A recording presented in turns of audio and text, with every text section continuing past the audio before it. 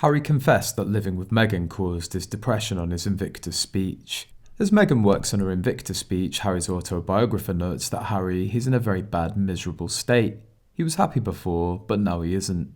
Meanwhile, Meghan's shown with a stress patch as she does her part to let the world know how stressful her life is.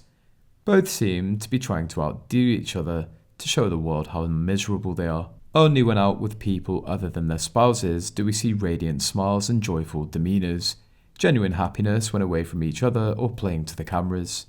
I have wondered why Harry largely makes a point to look miserable when with Meghan. It only seems that when there's a photo op to make him look good, does he turn that frown upside down, such as the phone call they made to the teens. Harry seems to be very, look at me, I'm doing charity work. The way they both appear to be having the time of their lives when they're apart speaks volumes of how they are strategizing for an upcoming divorce. But who's the bigger victim here? Who's more stressed? Who has the greater mental health crisis? Who's taking more drugs to cope? Whose physical health has suffered more? Will they blame it on each other perhaps? Harry's never looked happy around her. Even at the wedding, they were both awkward and he didn't really smile, just nervously smiled. He married someone that he barely knew and she turned out to be a disordered mess. A user on Reddit analysed, if or when the divorce happens, I can see the most vile of accusations being hurled at one another.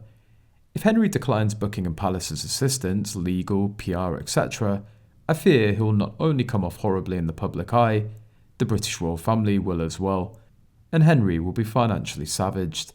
Everything that Meghan has said to date will be nothing compared to the things she'll spew if there's any pushback of her demands.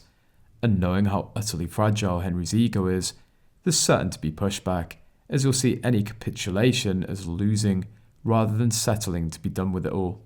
All in all, like any divorce, it will be the ultimate blame game, just with extra high stakes.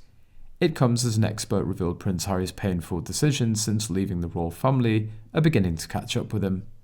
It's been 3 years since the prince and wife Meghan decided to leave the monarchy after announcing they were stepping back as working royals and have since relocated to Los Angeles. However, royal expert Dr. Tessa Dunlop believes the 38-year-old has failed to grasp how explosive his controversial choice has been.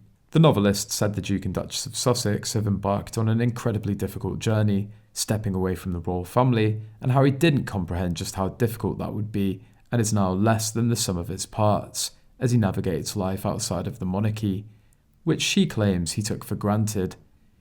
And she criticised the father of two for rushing into the decision to tell his story, even though she admits him heading to Hollywood was lucrative.